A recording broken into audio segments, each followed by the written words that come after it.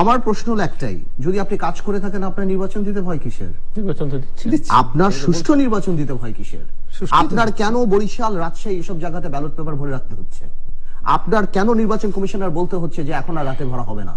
কেন পৌরসভা নির্বাচনে গ্রাম থেকে লোক এনে দাঁড় করিয়ে দেওয়া হচ্ছে, লাইন দিয়ে দাঁড় করিয়ে ভিতরে নিজের আপনি দিচ্ছেন, ভোট দিচ্ছেন? কেন আপনি এই কাজগুলি করছেন? আপনি যদি মানুষের উপরেই আপনার ফেথ থাকে, তার মানে আপনি ভালো করে জানেন 230টা তো দূরের কথা, 30টা পাবেন নাকি সঠিক নির্বাচন হলে, সেই নিয়ে আপনাদের ভয়। কেন আজকে আপনার আইন শৃঙ্খলা বাহিনীর অবস্থা এত দেউলিয়া হয়ে যাবে যে বাচ্চা বাচ্চা ছেলেপেলেরা রাস্তায় আপনাকে আমাকে মন্ত্রীকে গাড়ি থেকে নামিয়ে উঠিয়ে দিবে? It's a civil war. Your system failed. আর আপনি যখন কিছু করতে পারছেন না, আপনি দাঁড়িয়ে বলছেন না না ঠিকই, বাচ্চারা কিন্তু ঠিক কাজ করে, আমাদের চোখে আঙ্গুল দিয়ে। Failed miserably.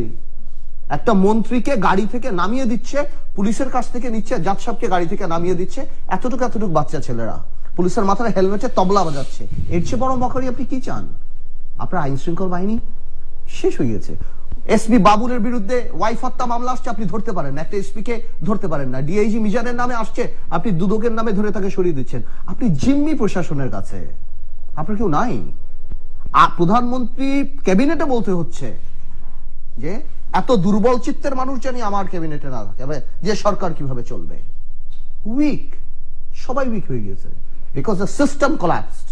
এত উন্নয়ন, তাহলে ভোট যেতে প্রবলেম কি?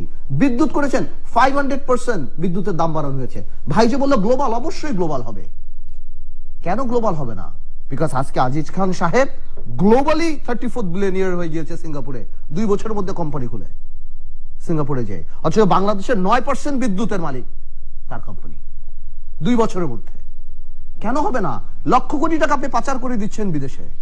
বেগমগঞ্জ হয়ে গিয়েছে কানাডাতে, কোটি কোটি টাকা। মহিউদ্দিন খান আলমগীর সাহেবের মতো লোক, তাকে না ধরে আপনি চিশতিকে ধরছেন। আপনার বাইরের ইলেকশন হচ্ছে না। দরবেশ সাহেবরা কোটি কোটি টাকা শেয়ার মার্কেট উঠ করেছে, অফিসিয়ালি আছে, একটা টাকাও তো ধরছেন না আপনি। বেসিক ব্যাংকের বাচ্চুকে আপনি ওয়াশিং মে, বারবার বলেছি আমি, এগুলি বলতে এখন ভালো লাগে না। আমি শিওর আপনার ক্যামেরাম্যানও টায়ার্ড হয়ে গেছে। তো গ্লোবাল হবে না কেন? প্রতিদিন 2-3 করে মানুষ মারা হচ্ছে। ফ্রিডম অফ স্পিচ দিচ্ছেন, বাস no freedom after speech. Freedom of speech দিয়ে দিবেন, কথা বলো, কিন্তু আফটার স্পিচ ডিপেন্ড করে ইচ্ছা সরকারের। আমি কেন বলি সুষ্ঠু নির্বাচন দেন? বিকজ আমাদের জনগণের উপর বিশ্বাস আছে, আমরা ভোট পাবো।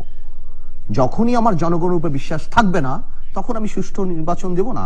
একটা পৌরসভা নির্বাচন, এবং এখন এমন একটা অবস্থান হয়ে গেছে, আমার মনে হয়, আমার ধারণা যে আওয়ামী লীগের উপর থেকেও যদি বলা হয় সুষ্ঠু নির্বাচন করা, the system has been corrupted two such an extent, আপনি ইচ্ছা করলে করতে পারবেন না। আপনি বরিশালে দেখেন, রাজশাহীতে দেখেন, খুলনা নির্বাচনের দিকে তাকিয়ে দেখেন, কিচ্ছু করার নাই। ফেসবুকে আসতেছে, ভিডিওতে আসতেছে, টেলিভিশনে আসতেছে। তারপরে নির্বাচন কমিশন দাঁড়িয়ে বলছে, মানে নির্বাচন কমিশন কচু গাছে গলায় দড়ি দিয়ে মরে যাওয়া উচিত। বলছে আমরা কি করব, আমাদের কাছে ইকুইপ না, আগের রাত্রে ব্যালট পেপার ঢুকার, আগামীটা আরো ভালো হবে, কেউ বের হয়ে যাচ্ছে। আমার কথা হলো, রনি ভাই রসা অনেক কথা বলতে পারে, অনেক কথা বলতে পারে, অনেক কিছু বলতে পারে। স্যুট টাইয়ের এখনো যদি আজকে 2018 সালে রনি ভাই যদি বাংলাদেশে বস্ত্রহীন মানুষ খুঁজতে থাকে আর মনে পড়ে কেউ যদি জিন্সের প্যান্ট পরা মানে আমরা উন্নয়ন করেছি, এটা আমাকে মনে করে দেয় ভার্সাই প্যালেসের রানীর কথা, ফ্রান্সের যে ফ্রেঞ্চ রেভলিউশন। উনি তো ইতিহাস, কুরুক্ষেত্র, এই ক্ষেত্র ওই ক্ষেত্র অনেক বল, আমি একটু ছোট্ট দিলাম। ফ্রেঞ্চ রেভলিউশনের সময় এরকম রানীরে বলেছিল যে there is no wheat, there is no food, বলেছিল কেক খেতে বলো। উনি এটাও জানতো না যে কেকের দাম কত। রনি ভাই জাতির সামনে বললো যে 150 টাকা পেঁয়াজ খাওয়াবে, এবং এটা নাকি নর্মাল। এই দেশের মানুষের বাইং পাওয়ার আছে। কোন শ্রেণীর মানুষের আছে, কারা আছে আমরা জানি না। তো আমার প্রশ্নটা হলো, জনগণ ভালো আছে না খারাপ আছে, এটা অত্যন্ত আপেক্ষিক একটা কথা। বাংলাদেশে তো এখন খুব দ্রুত গতিতে ধনী আরো ধনী হচ্ছে, এটি আন্তর্জাতিক। তার মানে কি নিশ্চয়ই বাকিরাও হচ্ছে না? না, ধনী যখন ধনী তো হবেই, আমরা তো জানি কারা ধনী হচ্ছে, এখানে তো সেকেন্ড কথা নেই। আমি বলছি যে দেশ যখন নিম্ন আয়ের দেশ থেকে মধ্যম আয়ের দেশ হচ্ছে, দেশ যখন একটা উন্নয়নশীল দেশে পরিণত হচ্ছে, শুনেন, এই দেশকে বাঁচিয়ে রেখেছে শুধুমাত্র গার্মেন্টস আর গার্মেন্টস ব্যবসায় ওনারা যে ফরেন কারেন্সি রেমিটেন্স আনছে, আর দিন দুপুরে যারা কাজ করে, আর যারা এই রাজনীতিবিদ, এই আপনি দেখেন, পত্রিকায় দেখেন না, বড় বড় মেম্বার অফ পার্লামেন্টরা ব্যাংক খেয়ে ফেলেছে। এই যে ফার্মার্স ব্যাংকে আনিসুল ইসলাম মাহমুদ বলছেন যে আমার পরিবেশের টাকা নিয়ে ফার্মার্স ব্যাংক খেয়ে ফেলেছে, আপনি একদিন ডাকলেন না। এটা এগুলি এখন নর্মাল। এগুলি এখন আমার জানি কেন মনে হয় আওয়ামী লীগের মধ্যে একটা সামাজিক ভাবে একটা অবস্থান হয়ে গিয়েছে, বা একটা মানে অ্যাটিটিউড হয়ে গিয়েছে, না corruption is no problem, corruption is part of it. তো সেগুলি কিন্তু আপনি দেখেন, আপনি উন্নয়নের কথা বলছেন, Dhaka is the worst city in the world. Dhaka সিরিয়ার পর ঢাকার অবস্থান। আপনি ট্রাফিক নিয়ে কথা বলেন, আপনি জ্যাম নিয়ে কথা বলেন, আপনি যানজট নিয়ে কথা বলেন, চুপ, ওখানে কোনো কথা নাই। এই যানজট এক জায়গা থেকে এক জায়গায় 3 ঘন্টা লাগে। পরিবেশ নিয়ে আপনি কথা বলেন, আপনি কোন সিরিয়ালে চলে আসছেন? আপনি চিফ জাস্টিস রাতের বেলা দেশ থেকে ভেগে চলে যাচ্ছে, আপনি কিছু করতে পারছেন না। আপনার বাংলাদেশের অবস্থা হচ্ছে জুডিশিয়ারি, ব্যুরোক্রেসি, সব জায়গা দিকে তাকিয়ে দেখেন। শুনেন, এখানে বসে বসে আমি অনেক কথাই বলতে পারি। গভর্নমেন্ট 10 বছর ক্ষমতায় থাকলে উন্নয়ন তো হবেই, কোনো না কোনো উন্নয়ন হবে, কোনো না কোনো ভালো এমপি তো আছেন, কোনো ইচ্ছা আছে। কিন্তু আমার কথাটা হলো, এমন ভাবে করাপশনের অ্যাটিটিউড এবং রাজনীতি না করতে করতে অগণতান্ত্রিক চর্চা এমন নিচ লেভেল পর্যন্ত চলে গিয়েছে যে আপনি অবাক হতে হবে না। বিএনপি কে বাদে না, আওয়ামী লীগের কয়টা মন্ত্রী এমপি আছে এলাকাতে, তাদেরকে বলছে যে না আপনি আসতে পারবেন, অবাঞ্ছিত ঘোষণা করছেন। মন্ত্রী যেতে পারছে না এলাকাতে আওয়ামী লীগের, পেপার খুললে আমরা দেখছি। চেইন অফ কমান্ড নেই। অর্থমন্ত্রী দাঁড়িয়ে বলছে এত তারিখ নির্বাচন, আমার ভাই হবে, আমি মন্ত্রী থাকবো। হি ডাজন্ট ইভেন নো যে এটা তার প্রেরোগেটিভ না, যে যার মতো কথা বলছে। তো আমার মনে হয় যে এই কথাটা একদমই সত্যি না। আওয়ামী লীগ হয়তো বলার জন্য বলে, আওয়ামী লীগ নিজে বিশ্বাস করে না যে আওয়ামী লীগের ভোট আছে।